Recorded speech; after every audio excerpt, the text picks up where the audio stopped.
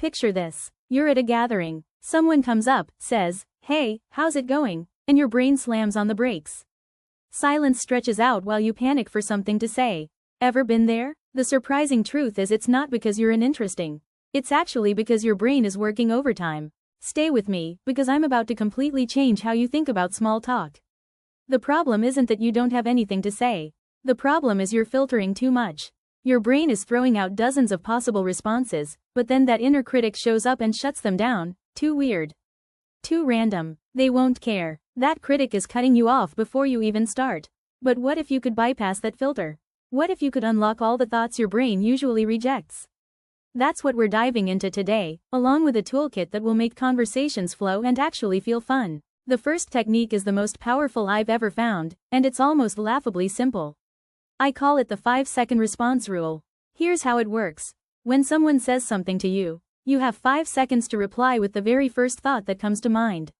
Not the better thought, not the second draft, just the raw first one. This works because that first instinct is usually more honest, interesting, and real than anything your filter would approve. Imagine someone mentions they just bought a new car. Maybe your first thought is, "Hope they didn't get ripped off," or "My cousin just got scammed at a dealership." Don't waste time picking which is better, just say one. The scam story could lead to a discussion about negotiation or family drama.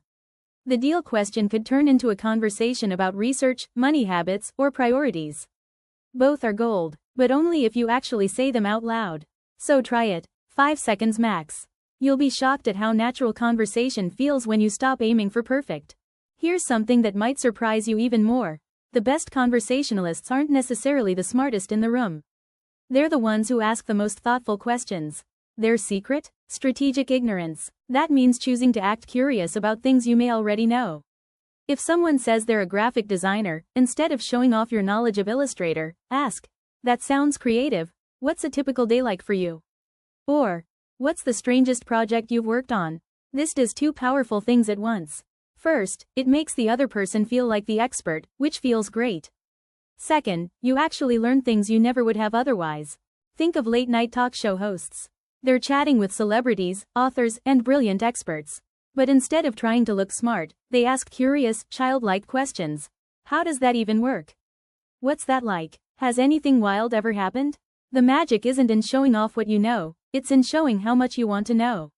People line up to talk to someone who makes them feel interesting. Now let's unlock the next level. Every story people tell you is packed with multiple possible directions, like a spiderweb of conversation threads. But most people grab just one, and when it runs out, they freeze. I want you to see all the threads. Say someone tells you, "I was going to brunch with my friend Sarah, but she canceled because her dog got sick, so I tried that new Korean restaurant alone." Most people only latch onto one detail. Is the dog okay? And then run out of steam. But in that one sentence, you've got half a dozen threads. Their friendship with Sarah, how they feel about eating alone, their take on Korean food, weekend routines, pet ownership, or even the adventure of trying new places. Here's the game changer. Mention multiple threads in your reply.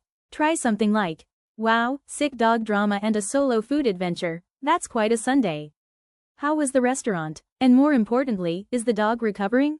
Now you've shown you're listening to the whole story, and you've opened multiple doors for them to walk through. Next up is what I call the Curiosity Cascade. This is how you take a single question and turn it into a chain reaction of discovery. Instead of one and done, you dig deeper and deeper. For example, someone says, "I just came back from a work conference in Denver." Level 1. How was the conference? Level 2. What was the most surprising thing you learned? Level 3. How will you use that in your work? Level 4. Do you think your company will actually make changes, or will it just fade away? See what happened. You went from small talk to uncovering their company culture, their frustrations, and even their personal excitement. That's where real connection lives. The trick is being genuinely curious about how people navigate their lives. Everyone has figured out unique ways to deal with common problems. Your job is to uncover those strategies. Now let's get practical. Even with these techniques, your brain will sometimes go blank. It happens to everyone, even pros, comedians, and public speakers.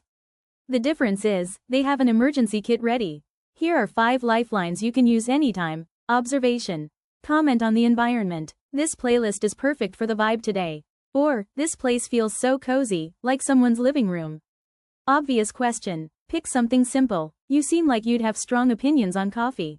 Or, I bet you've seen some wild customers. Hypothetical. Ask a fun what if. If you could redesign your job, what would you change first?